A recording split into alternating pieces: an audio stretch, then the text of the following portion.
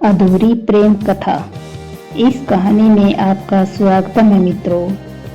सर्दियों की एक हल्की सुबह थी। दिल्ली की सड़कों पर धुंध फैली हुई थी। कॉलेज का पहला दिन था। कैफे के बाहर खड़ी एक लड़की अनाया अपने फोन में गाना सुन रही थी। तेरे बिना जिंदगी से कोई शिकवा तो नहीं। उसी समय पीछे से किसी ने बाइक को तेज आवाज में हॉर्न मारा और उसके हाथ में कॉफी गिर गई। ओह सॉरी, मैं सच में नहीं देख पाया। वो लड़का था आर्यन, हैंडसम, थोड़ा बदमाश सा, लेकिन आंखों में एक सच्चाई छुपी हुई थी। तुम्हें चलाना नहीं आता तो बाइक घर पर रख दो, अनाया ने झुंझलाते हुए कहा और चली गई। आर्यन मुस्कुरा दिया। एटीट्यूड लेकिन प्यार है, उसने खुद से कहा। उस दिन से आर्यन ने ठान लिया कि उसे वह लड़की को फिर से जरूर हंसाएगा। कॉलेज के दिनों में जैसे जैसे समय बीतता गया, आर्यन की नजदीकियां आने की छोटे छोटे मौके मिलते गए।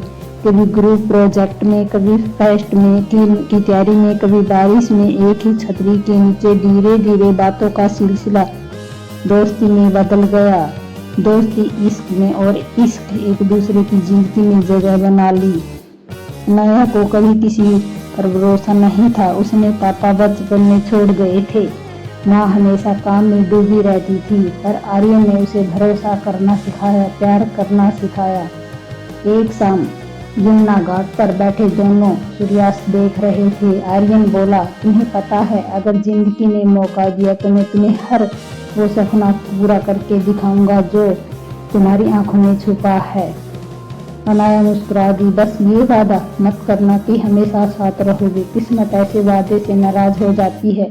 आर्यन ने उसका हाथ पकड़कर कहा, तो फिर मैं वादा नहीं करता, बस इरादा रखता हूँ। उस शाम की हवा में कुछ ऐसा था जो शब्दों से परे था। एक अधूरी कविता जो अभी पूरी नहीं हुई थी। दिन गुजरते गए। अनाया एमबीए की तैयारी में लग गई और आर्यन ने अपना स्टार्टअप कर दिया, एक ऑनलाइन म्यूजिक ऐप। दोनों का प्यार उतना ही सच्चा रहा जितना पहले था। बस वक्त की कमी ने मुलाकातों की जगह ले ली। फोन पर बातें, देर रात से मैसेज, मिस यू के छोटे शब्दों से पूरी दुनिया समा जाती। एक दिन आर्यन ने कहा, अनाया जब मेरा बिजनेस सेट हो जाएगा मैं तुम्हारे घर आकर तुम्हारी माँ से तुम्हारा हाथ मांग लूंगा। अनाया ने कहा, माँ शायद मना करेगी, लेकिन मैं मना लूंगी, बस तुम कभी बदलना मत। 6 महीने बाद आर्यन का बिजनेस अचानक ऊंचाइयों पर गया।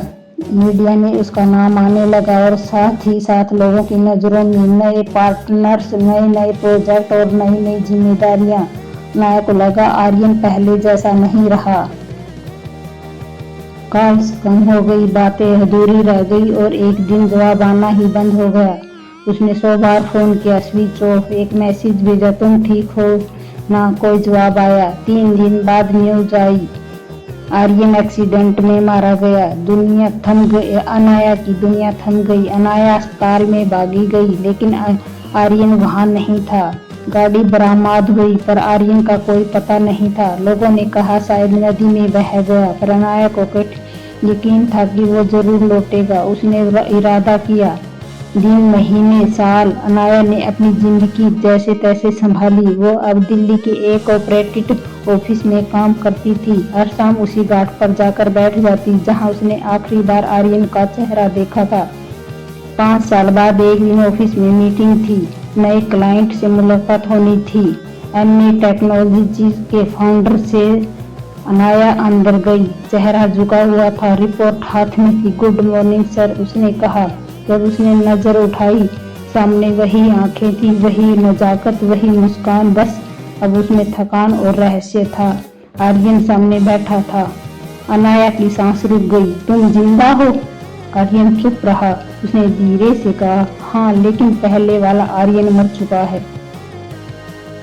सच्चाई धीरे धीरे खुली। वो हादसे के एक प्लान थी। उसमें उसके बिजनेस पार्टनर ने उसे रास्ते से हटाने की कोशिश की थी, लेकिन मैं बच गया, पर छिपा पड़ा हूँ। सबको लगा है कि वो मर गया और अब 5 साल बाद वो वापस आ गया था, अपने नए नाम, नई पहचान और नई जिंदगी के साथ। अनाया के लिए ऊपर किसी तूफान से कम नहीं था। उसने पूछा, तो 5 साल तक एक बार भी नहीं सोचा मेरे बारे में? आर्यन बोला, हर दिन सोचा, लेकिन मैं चाहता तो तुम्हें आगे बढ़ता खुश रहो। मेरी मौत का मातम मनाकर तुम जिंदगी जी रही हो। अनाया की आंखों में आंसू बहने लगे। पर मैंने तो आज तक किसी को देखा तक नहीं। आर्यन नजर झुका ली। अब मेरी जिंदगी में बहुत कुछ बदल चुका है। मैं किसी और से शादी करने वाला हूँ। उस दिन जो बारिश हुई उसने पूरे शहर को भिगो दिया। अनाया भागती हुई उसी घाट पर पहुंची जहाँ सब कुछ शुरू हुआ था। उसने आसमान की तरफ देखा। तुम्हारा इरादा था ना कि लौटेगा, क्यों लौटा? अब भी मेरा कुछ नहीं है। वो रोती रही। बारिश रुक गई मगर उसका दर्द नहीं। आर्यन दूर से देख रहा था, एक कोने में खड़ा। वह जानना चाहता था लेकिन कदम नहीं बढ़ा पाया। वो बोला, काश तुम्हें बताता कि मैं अब भी हर सुबह तुम्हारे नाम से उठता हूँ, पर आवाज गले में ही रुक जाती है। और आर्यन, वो अपनी पत्नी, कुछ कहानियां वक्त की तरह होती हैं, चलती रहती हैं मगर लौटती नहीं। अनाया अब भी उसी घाट पर आती और हर रविवार शाम को लोग कहते कि किसी का इंतजार करती है। वो बस मुस्कुराती है और वो आएगा, मुझे मालूम है इरादा जो था।